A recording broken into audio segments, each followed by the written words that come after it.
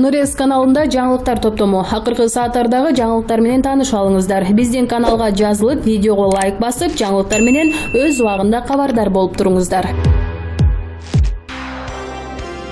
Чүйдүн Жайыл районунда жаңы жыл күнү 47 жаштагы жаран коңшусун атып салды деп шектелип кармалды. Маалыматты облустук милициядан билдиришти. Маалыматка ылайык 1-январь күнү саат 3:00 чамасында Жайыл райондук ички иштер башкармалыгынын нөөмөт бөлүмүнө чалуу болгон. Анда райондогу көчөлөрдүн биринде үй бүлөлүк чыр чатак болуп жатканы кабарланган. Окуя болгон жерге ыкчам тергөө тобу барып 47 жаштагы жаран өзүнүн коңшусун атып салганын аныкташкан. Ок жеген 46 жаштагы жаран ооруканага жетпей каза болгон. Бул факты кылмыштардын жана биrdиктүү рейстерине катталып, сотко чейинки өндүрүшкө алынган. Ал эми шектүү кармалып, учурда убактылуу кармоочу жайга киргизилген. Тергөө жүрүүдө деп жазылат билдирүүдө.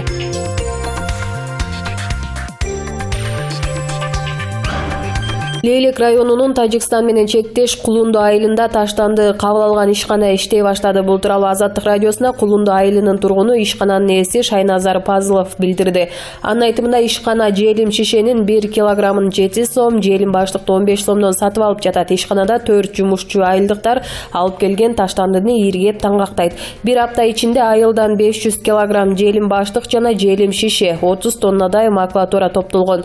Ишкердин айтымында чогултулган таштанды андан ары кайра иштетүүгө жиберилет.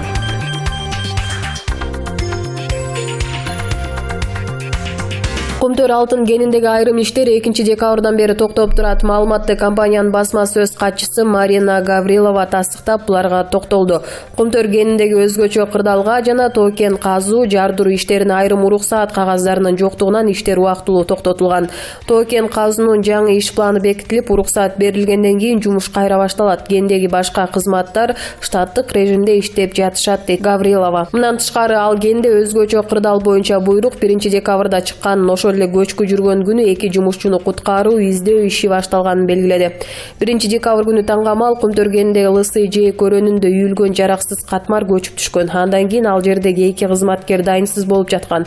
Аларды издөө иштери дароо башталган болчу. Эртеси дайынсыз болуп жаткандар Кумтөр кениндеги бульдозордун айдоочусу жана түнкү нөөмөттүн кезекчиси экендиги маалымдалган. Алар бүгүнкү күнгө чейин табыла элек.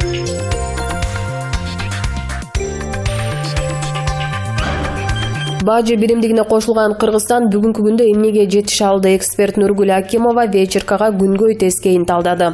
Евразиялык экономикалык биримдик карапайым калк үчүн эмне бере алды? Баарынан мурда биздин эмгек мигранттары жеңилдиктерди ала алды. Алар Евразиялык экономикалык биримдиктин эмгектенүүчүлөрү болушту. Алар үчүн биримдиктеги өлкөлөргө барууда жеңилдиктер түзүлүп, милдеттүү медициналык камсыздандыруу жеткиликтүү болду. Мындан тышкары жумуш берүүчүлөр менен эмгек келишимин түзгөн квоталар жоюлду. Биримдикке кошулуудан мамлекет эмне утат? Тышкы экономикадагы бирдиктүү товар номенклатурасы жана бажы тарифтери өзгөрүлдү. Бул деген жеке ишкерлердин көмүскө экономикадан чыгууга көмөктөшөт. Кыргызстандын Евразиялык экономикалык биримдикке кошулуусуна бир катар сындар айтылып келет. Бирден бир сын бажыдагы унаа өткөрүү тарифинин көтөрүлүшү болду. Интеграцияга байланыштуу дагы кандайдыр бир терс көрүнүштөр барбы? Евразиялык экономикалык биримдикке кошулууда терс натыйжаларды алып келген ар кандай себептер бар. Мисалы, бирикмеге кошулууда Кыргызстан иштеп бүтө элек айрым жагдайлар бар. Кыргызстандын Евразиялык экономикалык биримдикке кошулуу мөөнөтү бүткөн, бирок бажы пункттары толук жабдуу менен али камсыз боло элек. Расмий маалыматка ылайык, буга 2021-жылы чара көрүлөт. Демек, азырынча бажы пункттарына коюлган талаптар аткарылбайт. Мындан сырткары товарлардын коопсуздугу үчүн биргелешип кабыл алынган техникалык регламент соодагерлер тарабынан сакталбай жатат. Буга себеп маалыматтын жетишсиздиги жана мамлекеттик органдар тарабынан көзөмөлдүн жоктугу. Бул маселени чечүү үчүн бийлик Евразиялык экономикалык биримдиктин бизнес үчүн делген техникалык регламенттердин талаптарын коомго маалымдаш керек. Ал эми биз жаратпаган дагы кандай маселелер бар? Бирден бир себеп өлкөлөр арасында бирдиктүү концепциянын жоктугу болууда. Бул Евразиялык экономикалык биримдиктин ичиндеги өлкөлөр арасында тирешти пайда кылып жатат. Бирдиктүү концепция жок, ар кыл өлкөлөрдүн жеке ишкерлеринин бирдиктүү укук шарттары да жок. Мындан да башка маселелердин бири сапатты башкаруу, тейлөө боюнча кызматтарды көрсөтүү системасы иштелип чыккан эмес, эч кандай текшерүү мүмкүнчүлүктөрү да жок.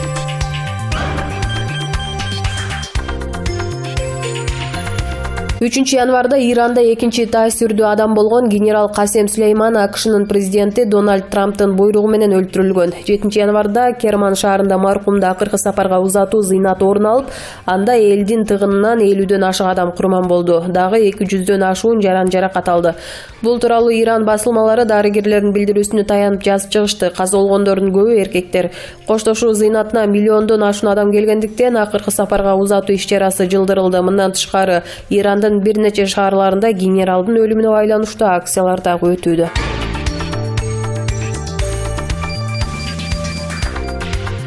3-январда Ташкент областынын Ахангаран шаарында өзүнүн 3 айлык баласын сатып жаткан аял кармалды. Бул тууралуу 7-январда Өзбекстандын ички иштер министрлигинин терроризм жана экстремизмге каршы күрөшүү башкы башкармалыгы билдирди.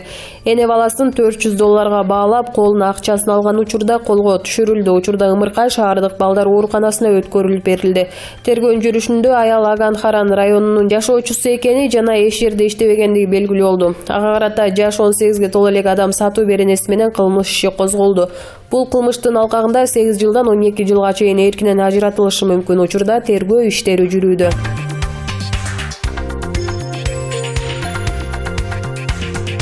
Хинлей Partners деп аталган швейцариялык консалтинг ишканасы дүйнөдөгү эң кымбат жана күчтүү паспорттарды аныктады. Бул рейтингде кыргыз паспорту 80-орунда турат. Биздин документ 63 упай алып, бул позицияны Марокко жана Сьерра-Леоне менен бөлүшкөн. Биринчи орунда Япония 191 упай, акыркыда Афганистан 26 упай турат. Борбордук Азия өлкөлөрүнүн арасынан Казакстан 76 упай, 67-орун менен лидер болду. Андан кийин Кыргызстан, Тажикстан 84-орун, Өзбекстан 85-орун жана Түркменстан 90-орунда жайгашкан.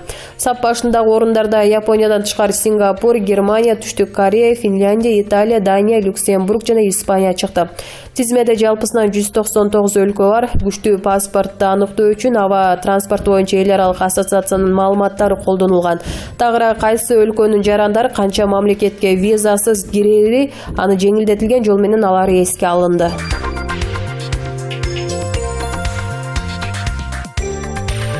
Акнет компаниясынын башчысы Кубан Ажимудинов салык төлөөдөн качып, бул боюнча ага карата кылмыш иши козголгон эле. Эми сотко өткөн ишти Бишкектин 1-май райондук соту карамай болду. Бул тууралуу 7-январда соттун канцеляриясы билдирди. Эскерте кетсек, Кубан Ажимудиновго салык жана башка төлөмдөрдү төлөөдөн качуу, ишеним артылып берилген мүлккө ээлик кылуу, курал жана октары сатуу, жасалма документ жасоо айыптары коюлган. Тергөө учурунда Акнет ЖЧКсынын бухгалтериясынан 2013-жылдан 2018-жылга чейин мезгилде көмүскө касса табылган. Ошондон кийин салык текшерилген. Текшерүү жыйынтыгында жалпы жонунан 616 миллион 816 миң 112 сом салык жана башка төлөмдөр төлөнбөгөндүгү аныкталган. Акнет интернет провайдер экономикалык кылмыштарга каршы күрөшүү МАМ кызматынын көзүнө ноябрдын соңунда түшкөн. Финполго фирма ээлеринин бири арыз менен кайрылган. Ал ЖЧКда акча желип жатканын, жасалма келишимдер жасалганын жана башка мыйзам бузуулар бар экенин арызында келтирген. Азыр компанияда топ менеджерлердин жаңы командасы иштеп жатат. Акнет ЖЧКсынын ээлери Кубан Ажимудинов, Аскар Кутанов жана Руслан Абдумажитов. Кубан менен Аскар бала кезинен бери дос болуп келишкен. Жактоочулардын айтымында Аскар Кутанов Акнеттин иштери менен ишиде болгон эмес. Чырды баштап арыз жазган 3-чү ээси Руслан Абдумажитов. Бирок камакка Кубан Ажимудинов гана алынган. Эксперттердин ою боюнча өнөктөштөр кирешелүү бизнести бөлүшө албай коюшкан. Бул иш боюнча жакында боло турган сотко Адылбек Эсенбеков төрөгалык кылат.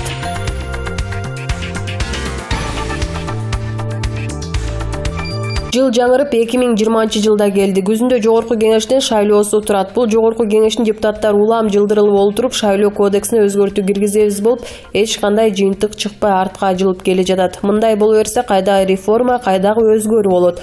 Ошол эле азыркы депутаттардын бир тобу 7%ды 9-га чыгарышкан. Эми кайра 7-ге түшүрөлү деп сунуштап жатышат.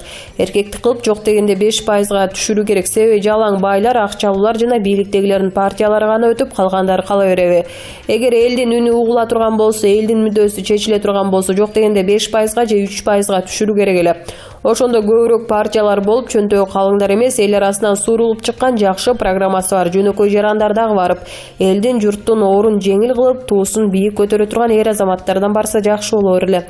Бул жогорку кеңеш өзүнүн вазифасын аткара албай жатат, же болбосо бийликтин эле буйругун карап кылчактап турат. Анда булар дагы эркек же намысы болсо тарап кетиш керек эле. Президент дагы мамлекетти алдыга жылдырам десе, өкмөт дагы жеке меркантилдик кызыкчылыгын ойлобостон жогорку кеңешке шайлоо кодексин өзгөртүүнү сунуш кылса болор эле. Эгер мындай болбосо, жаз эмне менен бүтөт? Күзүндө туура эмес шайлоо болсо эл көчөгө чыгып дагы бир төңкөрүш болуп кетпейби деген коркунуч бар. Өткөн жылы көптөгөн депутаттар Конституцияда жазылып турат деп убакытты өткөзүп жиберишти.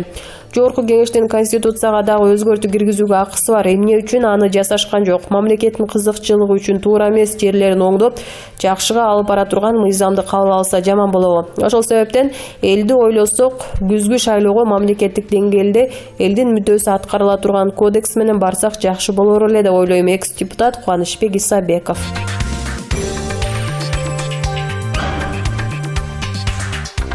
Жогорку кеңештин депутаттары 8-10 январь аралыгында өлкө аймагындагы шайлоочулар менен жолугуп, элдин арыз муңун угушат.